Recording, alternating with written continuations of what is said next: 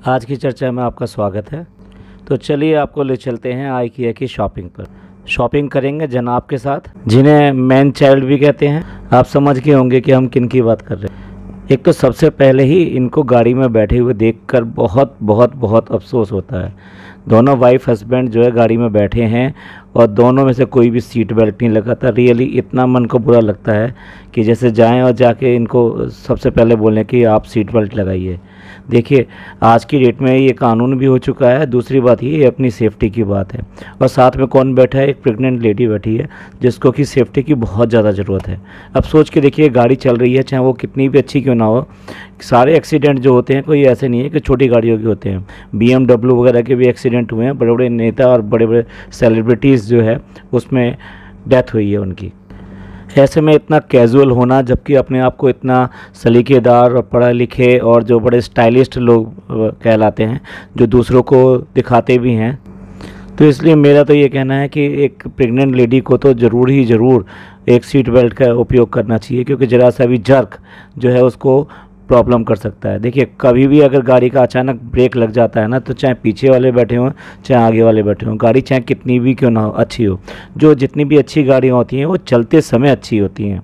जब एक्सीडेंट होता है या कुछ ऐसा होता है तो जर्क पूरा ही आता है। अगर ऐसा नहीं होता तो क्या मर्सिडीज़ और इन सब में बैठे हुए लोगों की डेथ नहीं होती क्या? अगर ये लोग मेरा व्लॉग देखते हो या कोई इन तक बात पहुंचा सके तो मेरी विनती है, मेरा रिक्वेस्ट है कि हमेशा जब गाड़ी में बैठे तो सीट बेल्ट ज़रूर लगाएं। डॉक्टर ने बड़ी तारीफ़ करी है कि भी ऐसे बहुत कम लोग जो होते हैं जो इन महीनों में आके भी इस तरह से एक्टिव रहते हैं। अरे भाई, आपको तो दिखाई देता है कि कहीं कोई कुछ नहीं करता, सिर्फ और सिर्फ गाड़ियों में बैठना और इधर से उधर जाना, और ना ही रियली कहीं पर भी फेस पे कुछ ऐसा आता है। डॉक्टर भी ऐसे ही हैं। पता नहीं वो डॉक्टर कहाँ से PhD करके आए हैं जो मैदा जैसी चीज़ों को भी इनको अलाउड करते हैं, जबकि किसी भी डॉक्टर से पूछ लीजिए ये हार्ड टू डाइजेस्ट होता है और बेसिकली ये शुगर भी डेवलप करता है। सच पूछो तो एक्टिवनेस देखनी है तो कुछ और लोगों की देखिए जो बेसिकली इस प्रेगनेंसी पीरियड में भी अपना सारा काम करते हैं और ऑफिस का आना जाना भी करते हैं। और अगर इससे भी नीचे के लोगों की बात करें कि जो कि ऑफिसों में काम नहीं करते, तो मैंने तो उनको ईंटें धोते हुए और मजदूरी करते हुए भी देखा है। पता नहीं कितनी ऐसी लेडीज़ देखी हैं जो सड़क के किनारे अपनी जो रोज़मर्रा की चीज़ें हैं वो एज इट इज़ तरीके से ही ऐसे ही बेचती रहती हैं, जबकि उनकी हालत ऐसी नहीं होती कि वो आए जाएँ, थोड़ा सा सामान उठाएँ और इस तरीके से घंटों बैठे रहें। चलिए अब एक एडवर्टाइजिंग जिंगल हो जाए। जो बीवी से करते हैं प्यार, वो शॉपिंग से कैसे करें इनकार। शायद आपने ऐड में कुछ और ही जिंगल सुना होगा, लेकिन ये एक नया जिंगल है जो हमारे इन्फ्लुएंसर्स ने अभी दिया है। मैं तो कहूँगा जो व्लॉग से करते हैं प्यार, वो ट्रैवलिंग, शॉपिंग और खाने से कैसे करें इनकार। भाई, अगर इससे पैसे बनते हों तो फिर क्यों ना ये वाला जिंगल भी हिट किया जाए। डिम्पल ने तो लेट आके साहब की बहुत बहुत बहुत परेशानी बढ़ा दी, क्योंकि साहब तो ठहरे बहुत बड़े सुपरस्टार और उनको वेट कैसे करना है। उनको तो वेट कराना नहीं चाहिए। जबकि देखिए, पता नहीं कितनी बार ये लोग भी सेट पर लेट पहुंचते होंगे।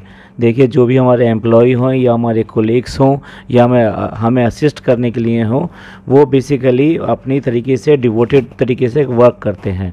तो उनको सम्मान देना, उनकी प्रॉब्लम्स को समझना, ये भी हमारा ही काम होता है।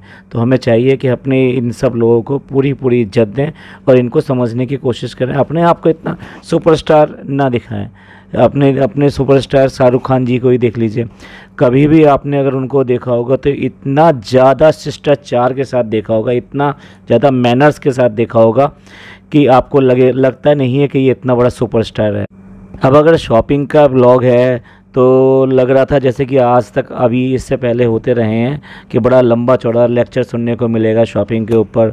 बहुत सारी एक्सप्लेनेशन मिलेंगी कि क्यों करके कौन सा प्रोडक्ट जो सही है और उसको लेना चाहिए, उसको प्रमोट करना चाहिए कि नहीं करना चाहिए, इस जगह को प्रमोट करना चाहिए कि नहीं करना चाहिए। बट यहाँ तो आवाज़ ही पूरी की पूरी एक तरह से गायब है। इतनी हल्की आवाज़ है कि क्या वो कर रहे हैं, क्या शॉपिंग कर रहे हैं, क्या नहीं कर रहे हैं, पता ही नहीं लग रहा है। जबकि मैडम ने कहा था कि आपको आइकिया की शॉपिंग जो है ना वो उनके ब्लॉग में देखने को मिलेगी, और साहब के ब्लॉग में क्या देखने को मिल रहा है, सिर्फ और सिर्फ आइकिया का शोरूम घुमाया जा रहा है। मुझे को यही नहीं पता लग रहा है कि ये वाला ब्लॉग बनाया क्यों गया है। अगर पूरा ब्लॉग देखें, कुछ नहीं है इसके अंदर, कुछ भी नहीं है, सिर्फ और सिर्फ आपके लिए आइकिया का पूरा शोरूम दिखा दिया गया है। बीच में खाना खा लिया, फिर खा लिया, फिर खा लिया, तो खाना तो दिखाना बहुत ज़रूरी है, लेकिन पूरे के पूरे ब्लॉग में कुछ भी नहीं है। और इतनी शॉपिंग और इस एसी एनवायरनमेंट में शॉपिंग करने के बाद और खाना पीने के बाद में आदमी थक तो जाएगा ही, और थक गए हैं, अब सब थक गए हैं, और जो धर्मदादा हैं वो भी थक गए हैं, सब लोग थक गए हैं। भी वो क्यों ना थकेंगे, वो तो बेसिकली आपकी वेट में ये सब करते ही रहते हैं, और एक जो है आपका व्लॉग बनाने पे लगा रहता है, जो आपको आगे पीछे आगे और सब तरीके से शूट करता रहता है। अगर आप ध्यान दें कि आजकल जो एक इनको घर बनाने के लिए असिस्ट कर रही है, होम डेकोर में जो मदद कर रही है, डिम्पल, आजकल उसका नाम बहुत ज़्यादा आता है और हर जगह उसको दिखाया जाता है। जहाँ तक हम समझते हैं ये कोई एम्प्लॉई नहीं है, ये बेसिकली इनकी इंटीरियर डिज़ाइनर है, जो बेसिकली इंटीरियर डिज़ाइनिंग कर रही है इनके घर की, और इसमें हेल्प कर रही है उसको डेकोरेट करने के लिए। लेकिन कहीं ना कहीं जब इतना ज़्यादा आप किसी एक ही पर्सन को फोकस करते हैं, आप चाहते तो अपनी शॉपिंग और जो है घर की रिनोवेशंस ये सब दिखा सकते थे। और हाँ, आप नेचुरली आप एहसान जताने के लिए, थैंक्स कहने के लिए उस व्यक्ति को सामने ला सकते हैं, एंड में ला सकते हैं या पहले ला सकते हैं, वो आपकी मर्ज़ी है।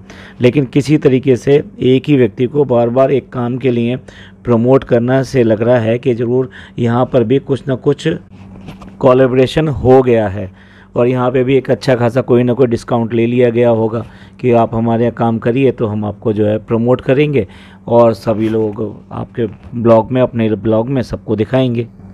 एक भी मौका कोई भी अर्निंग का छूटना नहीं चाहिए, और हर चीज़ या तो डिस्काउंट उठा लें या फिर कुछ मनी अर्न कर लें, यही मोटिव रहता है। चलिए, अब सब कुछ थक हार के अब बच्चा आ गया है घर। अब जब बच्चा घर आ गया है तो नेचुरल सी बात है, आपको पता ही है कि आजकल क्या चल रहा है। बच्चे के आते ही फिर वही गुब्बारे ब्लास्ट किया जाएगा, फिर छोटे छोटे बच्चों से एक गिफ्ट ले लिया जाए। बिल्कुल भी समझ में आने वाली बात नहीं है कि जब रोज़ की रोज़ बच्चे इतना सब बनाते हैं, इतनी मेहनत करते हैं, इतना टाइम लगाते हैं, मनी भी स्पेंड करते हैं, अपनी में भी पॉकेट मनी स्पेंड करते हों, और फिर भी साहब आते हैं और आकर जो है ये सब करके हा हा हा हा हा करके वो सब जो है ले लेते हैं, और मेरा गिफ्ट कहाँ है, मेरा गिफ्ट कहाँ है, मेरे लिए क्या है। जब आपको पता है कि घर पर जाकर बच्चे ये सब करने वाले हैं और आज भी करेंगे और कल भी करेंगे, तो आपका भी एक फ़र्ज़ बनता है कि बच्चों के लिए कुछ खाने पीने की या कुछ और गिफ्ट वाली चीज़ उनके लिए लेके जाई जाए। ये बेसिकली एक मोटिवेशन भी होता है, एक सम्मान भी होता है। एक देखिए, बर्थडे वगैरह में भी रिटर्न गिफ्ट का चलन है, और ये तो छोटे छोटे अपने घर के ही बच्चे हैं, तो क्यों ना इनको खुश करने के लिए कुछ किया जाए। क्या खुश करने का ठेका सिर्फ जो बच्चों ने ले रखा है कि वो आके बड़ों को खुश करेंगे। देखिए, हमें भी अपनी मर्यादाओं को और अपनी सीमाओं को ध्यान में रखना चाहिए। बच्चों को भी, बच्चे तो होते ही पैम्पर्ड करने के लिए हैं, थोड़ा बहुत उनको पैम्पर कभी कभी कर दिया जाना चाहिए, इसमें कौन सी ऐसी गलत बात है। लेकिन वो तो सिर्फ और सिर्फ अपने को ही बच्चा समझते हैं, इसलिए तो लोग बाग उनको मैन चाइल्ड कहते हैं। एक बार दोबारा देखिएगा इस पूरे के पूरे व्लॉग को, आपको पता लगेगा इसमें कुछ भी विशेष या कुछ भी खास बात नहीं की गई है, केवल टाइम पास करके एक व्लॉग बना दिया गया है। और क्योंकि मैडम भी साथ में हैं, तो दो लोगों के साथ में होने से व्यूवर्स ज़रा ज़्यादा आते हैं, और व्यूवर्स ज़्यादा आने का मतलब मनी ज़्यादा आता है।